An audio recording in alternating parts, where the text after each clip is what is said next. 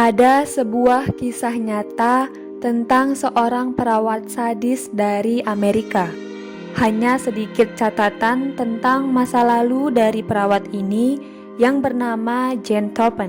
Wanita kelahiran tahun 1850 ini memiliki nama asli Honora Kelly. Ia adalah anak bungsu dari 3 bersaudara dari pasangan Bridget Kelly dan Peter Kelly.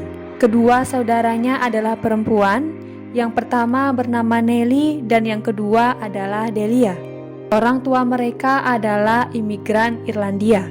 Ibunya telah meninggal dunia karena menderita sakit TBC saat Jane Toppan masih kecil.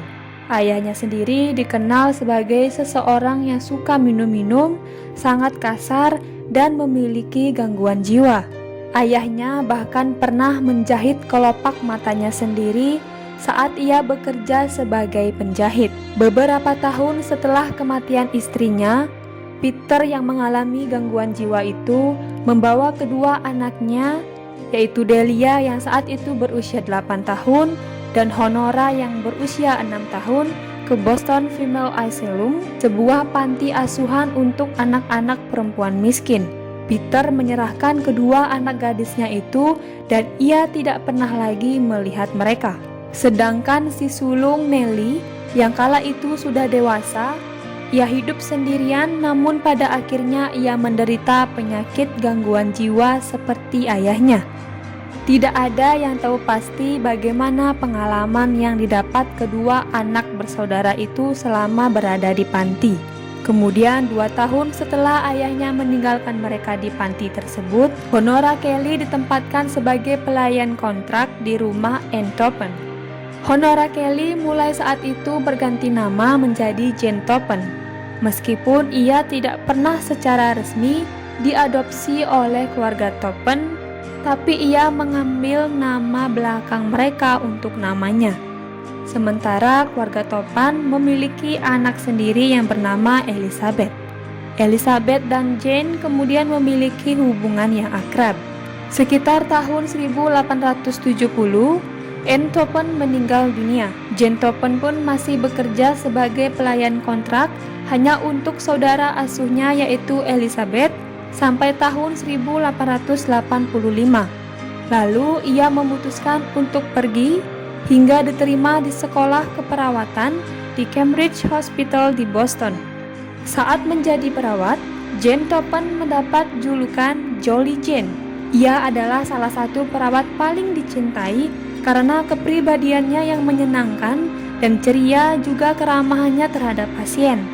Sehingga ia menjadi salah satu perawat terbaik di rumah sakit tempat ia bekerja.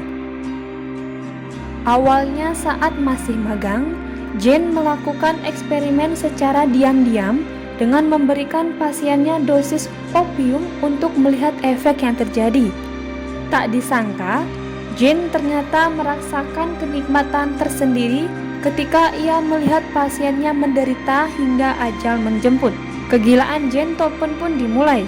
Pembunuhan pertama yang dilakukannya adalah terhadap pasiennya yang bernama Israel Dunham dan istrinya Lovely Dunham, yang keduanya diracuni dengan dosis obat.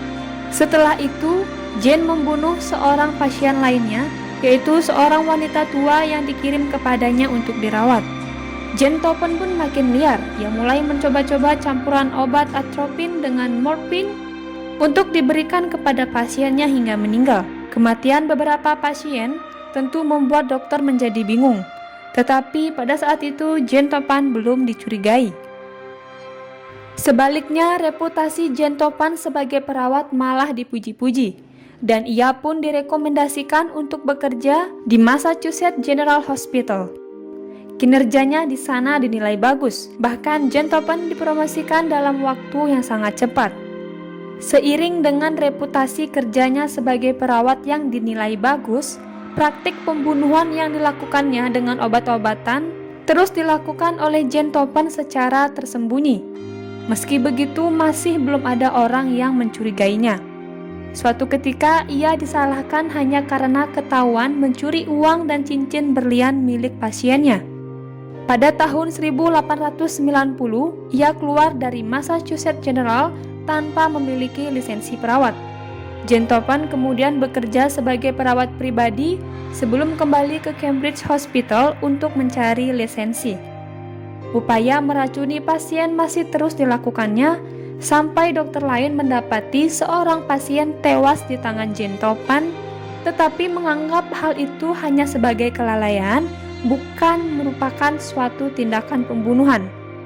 Gentleton pun masih tetap melanjutkan pembunuhannya dengan bekerja sebagai perawat freelance. Ia bahkan telah membunuh temannya sendiri dan saudara angkatnya yaitu Elizabeth, di mana pada suatu malam di tahun 1899, Elizabeth mengundang Gentleton untuk tinggal bersamanya di akhir pekan, di rumah tempat mereka dibesarkan bersama. Keduanya berencana akan pergi piknik. Gentleton mengumpulkan perlengkapan piknik untuk mereka berdua, seperti daging kornet, gula-gula, dan air mineral. Namun ternyata air mineral yang disiapkan oleh Gentleton dicampur dengan obat-obatan untuk membunuh Elizabeth. Elizabeth kemudian meminum air beracun itu dan pada akhirnya ia mati di tangan Gentleton. Setelah membunuh saudara perempuan akadnya, dia pindah ke rumah Elizabeth dan ia berusaha mendekati suami Elizabeth. Namun rencananya gagal dan suami Elizabeth mengusirnya keluar dari rumah tersebut. Gentleton juga pernah berusaha untuk meracuni dirinya sendiri, namun bisa dilarikan ke rumah sakit dan ia bisa segera pulih dan dipulangkan. Beberapa waktu kemudian, kejahatan dan kegilaan yang dilakukan oleh Gentleton pun mulai terendus. Kecurigaan terhadap Gentleton muncul setelah tragedi The Unfortunate Davis Family yang seluruhnya tewas di tangan Gentleton. Pada tahun 1901, Gentleton akhirnya ditangkap. Selama proses interogasi dan persidangan berikutnya, Gentleton mengaku telah membunuh 31 pasien, meski diduga sebenarnya lebih dari ratusan korban yang tewas di tangan Gentleton. Salah satu pasien Gentleton yang berhasil selamat menceritakan bahwa Gentleton pernah naik ke atas kasurnya sambil tertawa terbahak-bahak. Ia mengungkapkan saat itu Gentleton juga membelai dan menciumnya sambil mengatakan bahwa semuanya akan baik-baik saja. Dari sini dapat dilihat bahwa Gentleton melakukan kejahatan pembunuhan tersebut karena ia memiliki gangguan jiwa, sama seperti kakak dan juga ayahnya. Gentleton mengaku memiliki gairah terhadap orang yang sekarat ketika mendekati kematian.